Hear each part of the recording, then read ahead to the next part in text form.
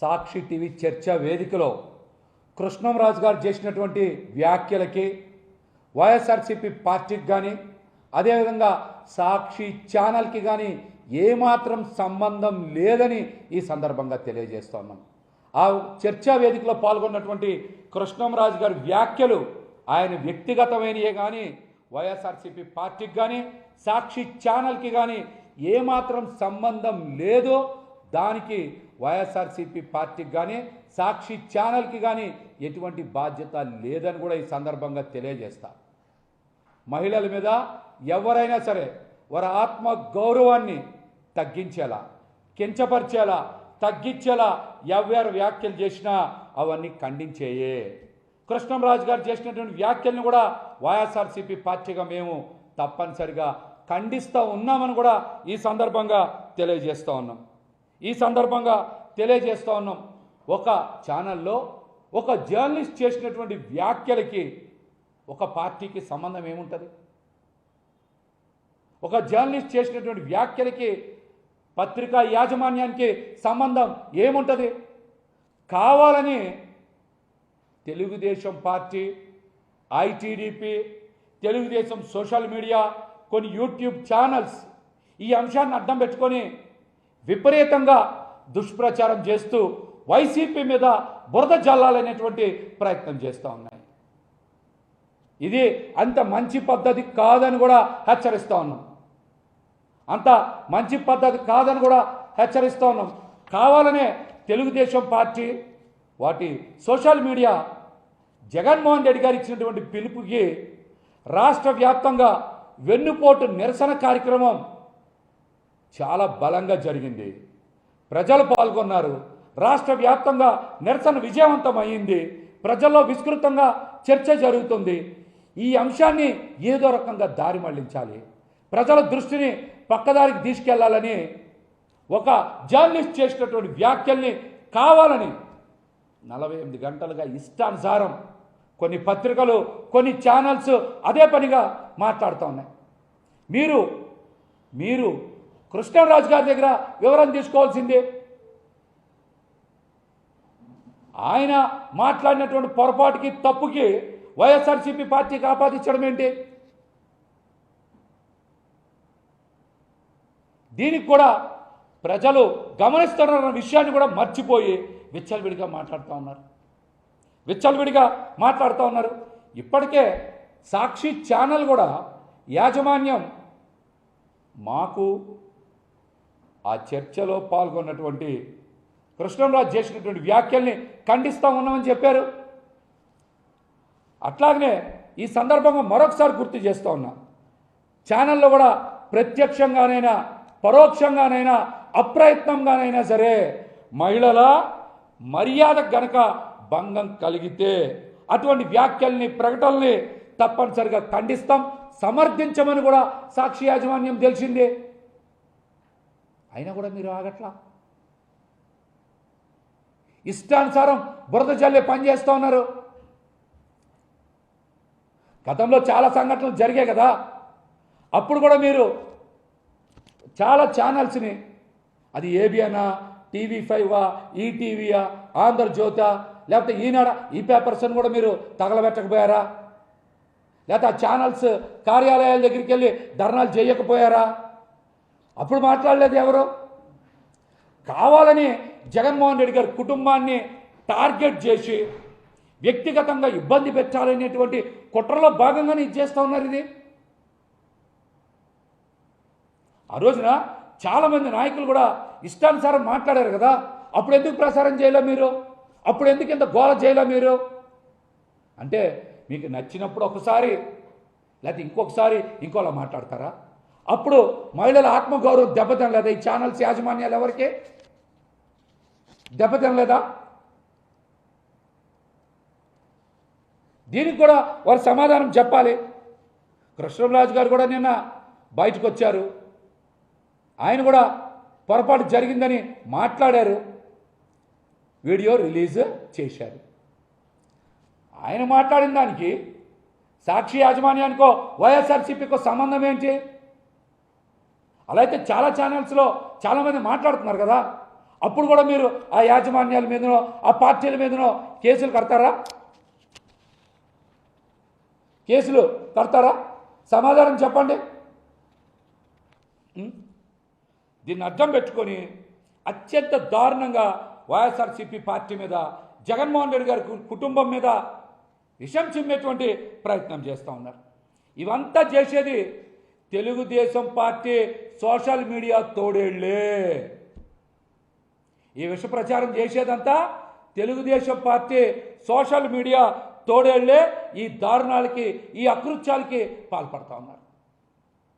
అధికారం చేతిలో ఉందని, ఎవరు ఏం చేయలేరని, రెడ్ బుక్ రాజ్యాంగం మనకి అండగా ఉందని, పోలీస్ వ్యవస్థ కూడా మనల్ని ఏం చేయలేదని మీ ఇష్టానుసారం సోషల్ మీడియాలో బురద జల్లి, విషం జల్లి, వ్యక్తిత్వ హసనం చేస్తే ఊరుకునేటువంటి పనే లేదని కూడా ఈ సందర్భంగా హెచ్చరిస్తూ ఉన్నాం.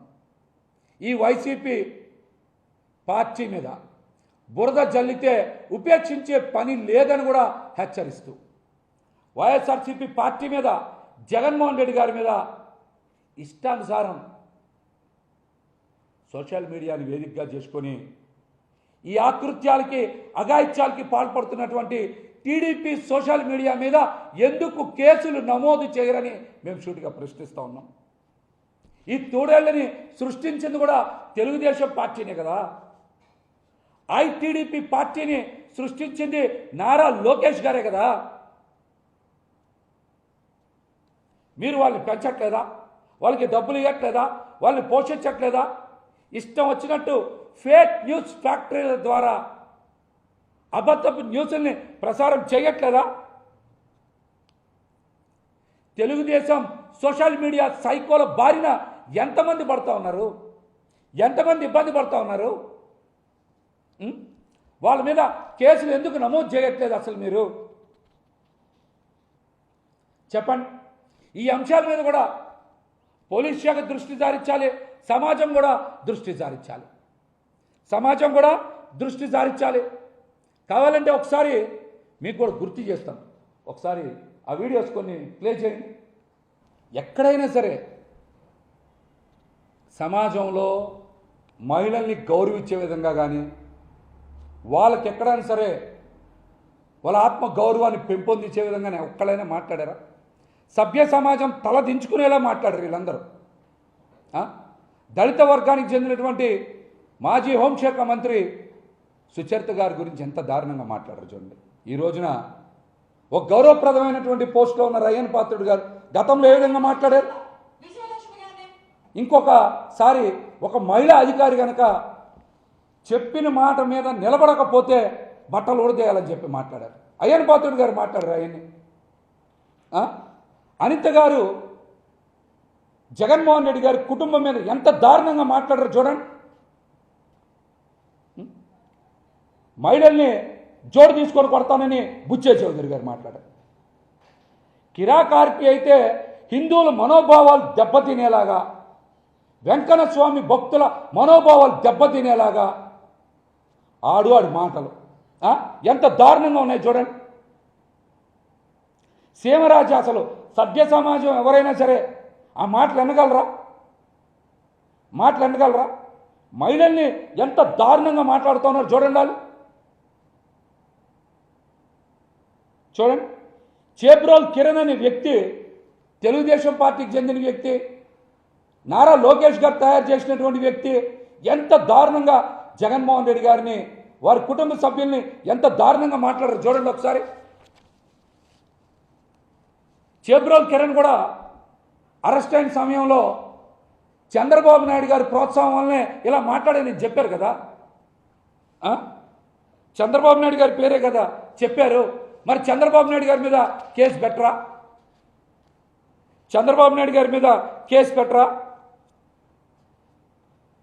ఈ ఐటీడీపీ సైకోలు, ఈ తోడేళ్ల సృష్టికర్తలు ఎవరో తెలుగుదేశం పార్టీ కాదా? నారా లోకేష్ గారు కాదా?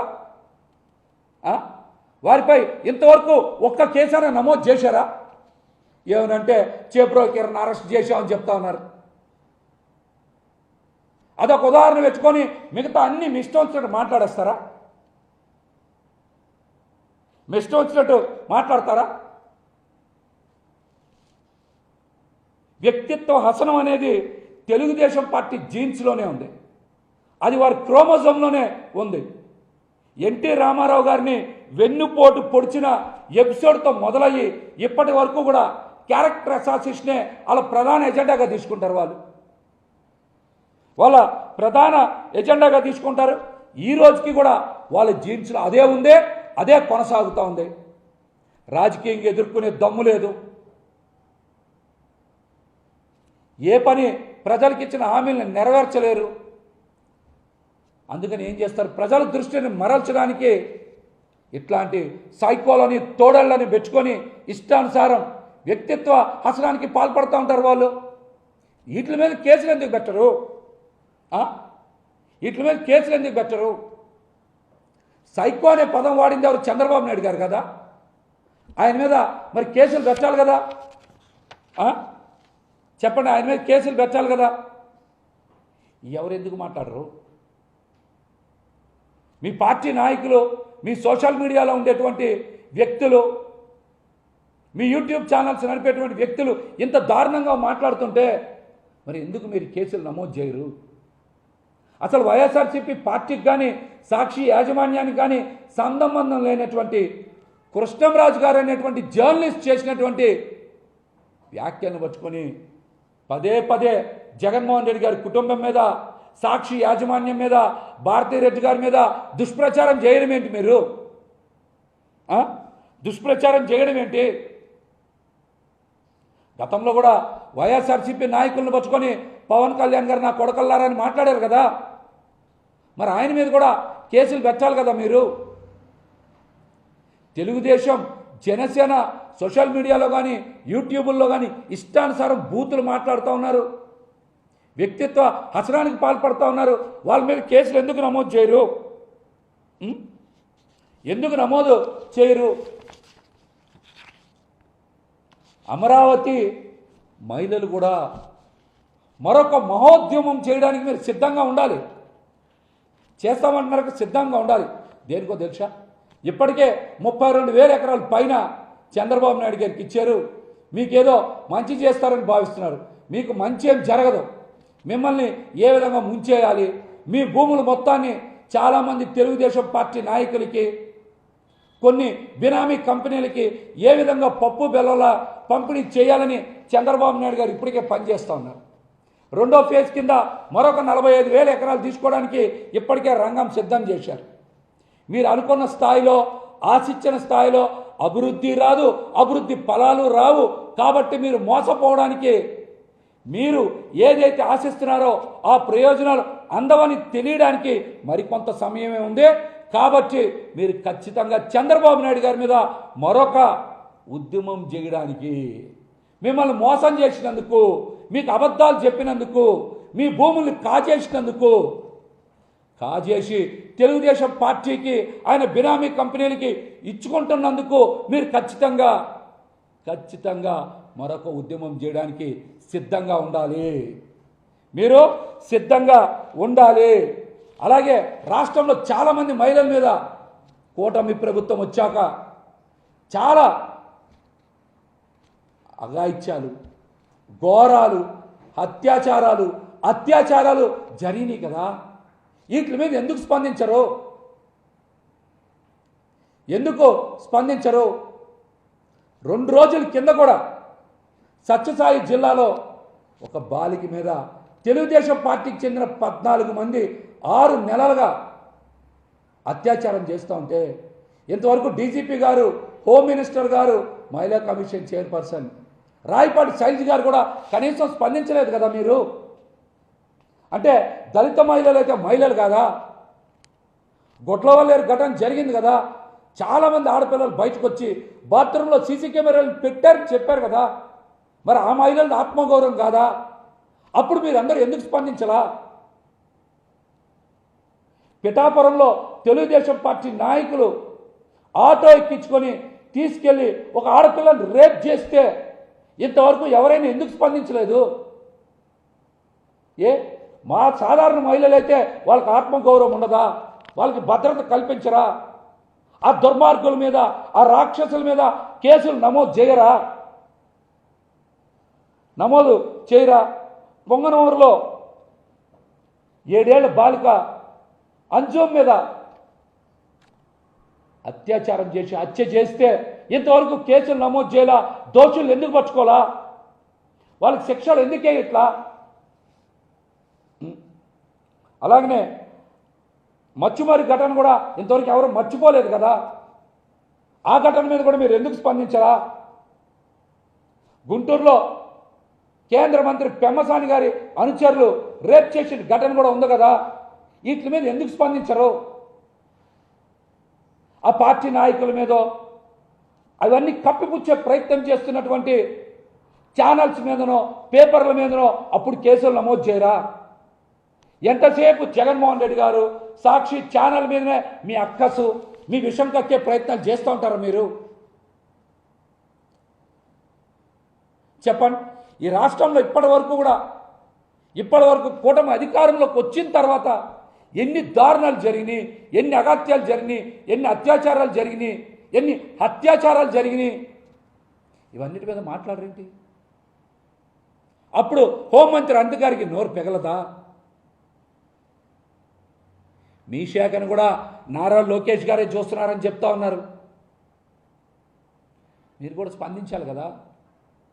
2 రోజుల కిందట మరి సత్యసాయి జిల్లాలో మరి ఒక మైనర్ బాలిక మీద తెలుగుదేశం పార్టీ కార్యకర్తలు 6 నెలలుగా అత్యాచారం చేస్తూ ఉంటే మహిళా కమిషన్ చైర్పర్సన్ రాయపాటి శైలజ గారు స్పందించరా? మీరు కొంతమంది కోసమే పనిచేస్తారా? కొన్ని వర్గాల కోసమే పనిచేస్తారా? దీనికి కూడా మీరు సమాధానం చెప్పాలి. ఇష్టానుసారం మీ చేతిలో ఏదో ఛానల్స్ ఉన్నాయి, పేపర్లు ఉన్నాయని చెప్పి వైఎస్ జగన్మోహన్ రెడ్డి గారి కుటుంబం మీద, సాక్షి ఛానల్ మీద, భారతీ గారి మీద ఇష్టానుసారం దుష్ప్రచారం చేస్తే తిప్పి కొడతామని కూడా హెచ్చరిస్తూ ఇప్పటికైనా సరే మీరు చేస్తున్న దుష్ప్రచారాన్ని నిలిపివేసి రాష్ట్రంలో మహిళల మీద జరుగుతున్న దాడుల మీద, అత్యాచారాల మీద దృష్టి సారించి మహిళలకి రక్షణ కల్పించాల్సిందిగా తెలియజేస్తాం.